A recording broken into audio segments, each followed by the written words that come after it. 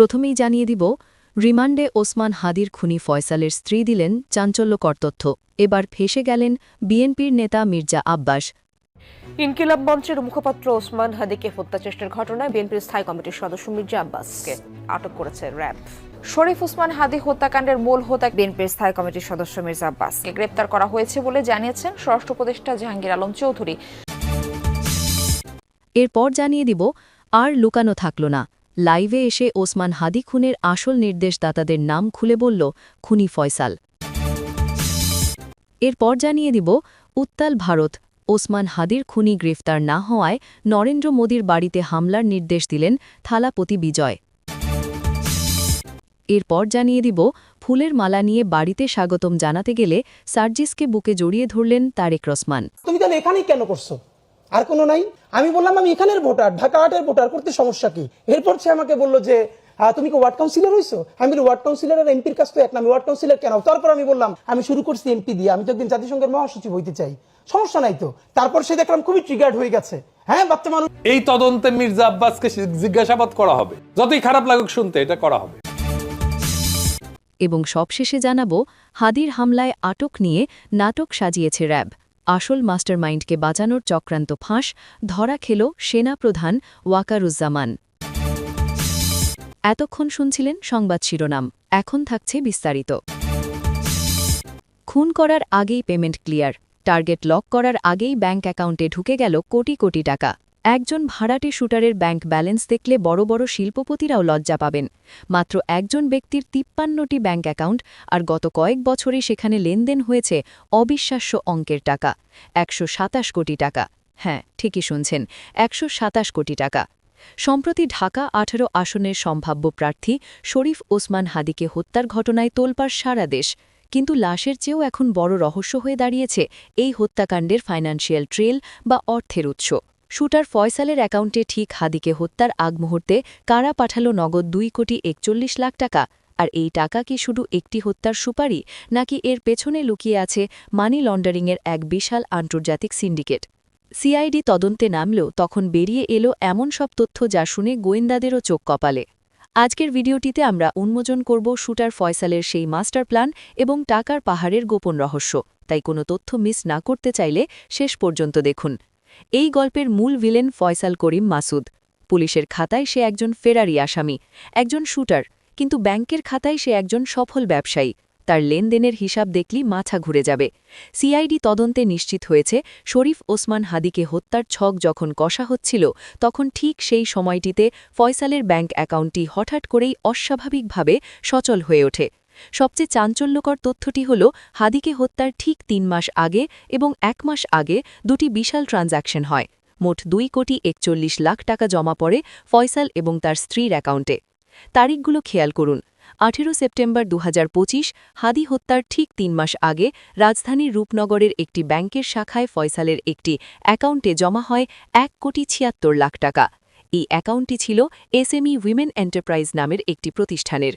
মজার ব্যাপার হল, প্রতিষ্ঠানটির নাম উইমেন এন্টারপ্রাইজ হলেও এর মূল নিয়ন্ত্রণ ছিল ফয়সালের হাতে। এর পরের ট্রানজ্যাকশনটি আরও রহস্যময়। ৪ নভেম্বর ২০২৫, হত্যার ঠিক ১ মাস আগে এনআরবিসি ব্যাংকের বেনারসি পল্লী উপশাখায় জমা হয় আরও ৬৫,৫৫,০০০ টাকা। এই অ্যাকাউন্টটি ছিল ফয়সালের স্ত্রী সামিরার নামে। অর্থাৎ কিলিং মিশন এক্সিকিউট করার ঠিক আগ মুহূর্তে এই টাকাগুলো তাদের হাতে পৌঁছায়। এখন প্রশ্ন হল, কে বা কারা এই বিশাল অঙ্ক ইনভেস্ট ফয়সালের উপর? সিআইডি তদন্তে উঠে এসেছে আরও ভয়ঙ্কর তথ্য। টাকাটা অ্যাকাউন্টে ঢোকার পর ফয়সাল কিন্তু বসে থাকেনি। সে জানত মিশন শেষ হওয়ার পর তাকে পালাতে হবে, আর পালানোর জন্য দরকার নগদ টাকা। তাই হাদিকে গুলি করার আগেই সে এবং তার স্ত্রী মিলে অ্যাকাউন্ট থেকে ধাপে ধাপে ১,৭৬,০০,০০০ টাকা তুলে নেয়। ব্যাংকে মাত্র ৬৫ লক্ষ টাকা অবশিষ্ট রেখে বাকি পুরো টাকা ক্যাশ করে ফেলা হয়। গোয়েন্দারা নিশ্চিত এই উত্তোলিত টাকাই ছিল অপারেশন কস্ট এবং দেশ ছেড়ে পালানোর রসদ। হাদি হত্যার ঘটনা নিয়ে বর্তমানে যা ঘটেছে তাতে ৫টি বিষয় স্পষ্ট হয়ে উঠেছে। ১. প্রশাসনের একটি অংশ ড ইউনুস হাদি হত্যার বিষয়টি আদৌ জানতেন না, যেহেতু ড ইউনুস কোনো প্রকার ইন্টেলিজেন্স ব্রিফিং পাননি। ২. জেনারেল ওয়াকারের নেতৃত্বাধীন প্রশাসনের অন্য একটি অংশ হাদির হত্যাকাণ্ডের সঙ্গে প্রত্যক্ষ পরোক্ষভাবে জড়িত। ৩. ওয়াকারের নেতৃত্বাধীন প্রশাসনের এই অংশের রাষ্ট্রবিরোধী প্রতিটি ষড়যন্ত্রের সঙ্গে বিএনপি সরাসরি জড়িত। ৪ ওয়াকারের সাথে বিএনপির পক্ষ থেকে মির্জা ফখরুল ইসলাম আলমগীর, আমির খসরু মাহমুদ চৌধুরী, সালাউদ্দিন আহমেদ, মির্জা আব্বাসের সার্বক্ষণিক যোগাযোগ রয়েছে। ৫ হাদি হত্যার সাথে ওয়াকারের নেতৃত্বাধীন অংশের প্রত্যক্ষ জড়িত থাকার বিষয়টিকে ধামাচাপা দিকে প্রথম আলো, ডেইলি স্টার, আল জাজিরার গতরখাটা সাংবাদিকদের সহ আরও কয়েকজন আওয়ামী লীগ সুবিধাভোগী সাংবাদিকদের ব্যবহার করা হয়েছে।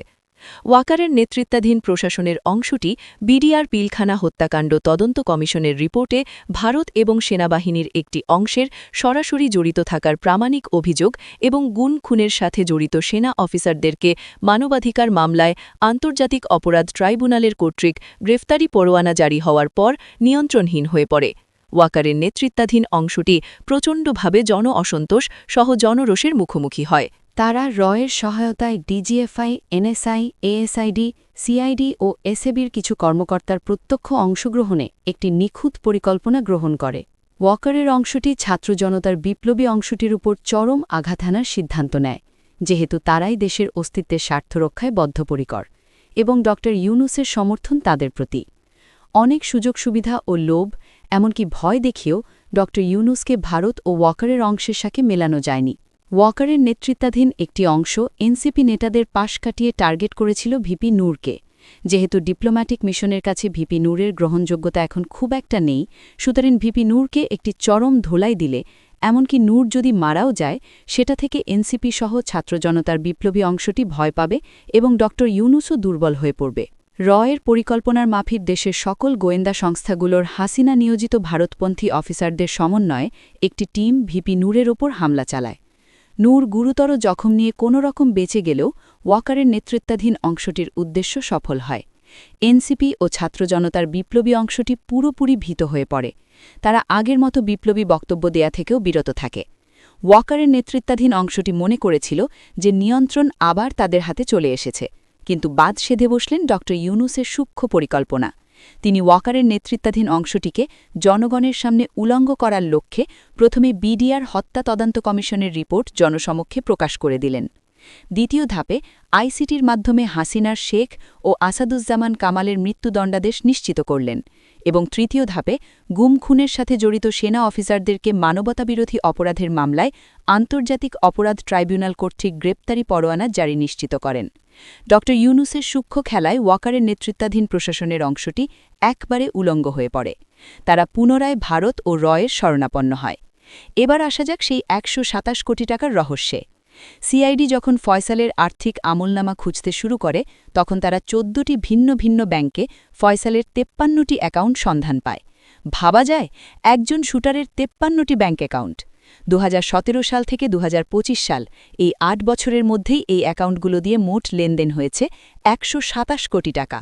প্রশ্ন আসতেই পারে, একজন খুনির অ্যাকাউন্টে এত টাকা আসে কোথা থেকে? ফয়সাল নিজেকে আইটি ব্যবসায়ী হিসেবে পরিচয় দিত। তার নামে ও তার স্ত্রীর নামে খোলা হয়েছিল বেশ কিছু ভুয়া প্রতিষ্ঠান: Apple Soft IT, Icon Software, Leads Training and Consulting, Leads Corporation, Directory Project. নামগুলো শুনলে মনে হবে সিলিকন ভ্যালির কোনো কোম্পানি, কিন্তু বাস্তবতা হল এগুলো সবই ছিল কাগজের প্রতিষ্ঠান। সিআইডি এবং সাংবাদিকদের অনুসন্ধানে দেখা গেছে, রাজধানীর বাংলা মোটরের রূপায়ণ ট্রেড সেন্টারে এবং আদাবরের বাইতুল আমান হাউজিংয়ে এই কোম্পানিগুলোতে যে ঠিকানা দেয়া ছিল, সেখানে আদতে কোনো কার্যক্রম ছিল না। লিড ট্রেনিং সেন্টারের অফিসে গিয়ে দেখা যায় ১.৫ বছর আগেই তারা সব কিছু গুটিয়ে উধাও। অর্থাৎ এই কোম্পানিগুলো খোলা হয়েছিল শুধুমাত্র কালো টাকাকে সাদা করার জন্য এবং হিটমানি বা কন্ট্রাক্ট কিলিংয়ের টাকা বৈধ চ্যানেলে রিসিভ করার জন্য। ব্যাংকে সেই আদাবর রিং রোড শাখাতেই ফয়সালের ১৯টি অ্যাকাউন্ট পাওয়া গেছে, যেখানে প্রায় ৫০ কোটি টাকা লেনদেন হয়েছে। অথচ ব্যাংক ম্যানেজাররা বলছেন এই অ্যাকাউন্টগুলো এখন ইনঅপারেটিভ, মানে কাজ শেষ, লেনদেন শেষ, অ্যাকাউন্টও ক্লোজ। এবার শুনুন ফয়সালের সেই মাস্টার প্ল্যান, যা হার মানাবে থ্রিলার মুভিকেও।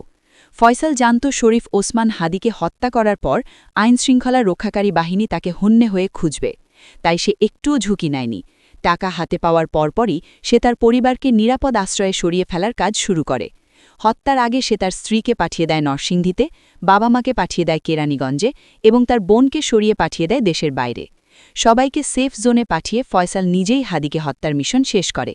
এরপর পূর্ব পরিকল্পনা অনুযায়ী সে দেশ ত্যাগ করে। প্রযুক্তি সহায়তায় গোয়েন্দারা জানতে পেরেছেন ফয়সাল বর্তমানে ভারতে অবস্থান করছেন। ভারতের মহারাষ্ট্রে তার সর্বশেষ লোকেশন ট্র্যাক করা হয়েছে।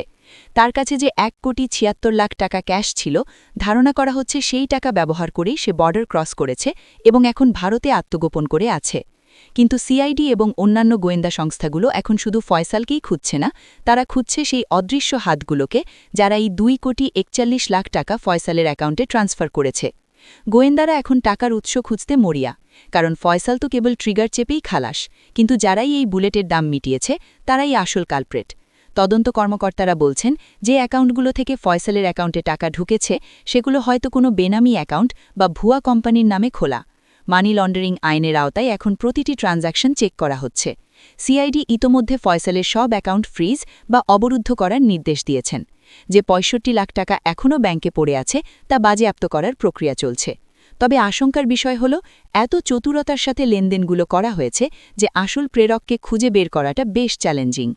ফয়সাল জেলেকু গত বছর একবার অস্ত্রসহ গ্রেপ্তার হয়েছিল এবং পরে জামিনে বের হয়, তাই তার উপর আগে থেকে নজরদারি থাকার কথা ছিল। কিন্তু সে কিভাবে এতগুলো ব্যাংক অ্যাকাউন্ট মেনটেন করল এবং নির্বাচনের ঠিক আগে এত বিপুল পরিমাণ অর্থের লেনদেন করল, সেটা ব্যাংকগুলোর কমপ্লায়েন্স ডিপার্টমেন্টের একটি বড় ব্যর্থতা।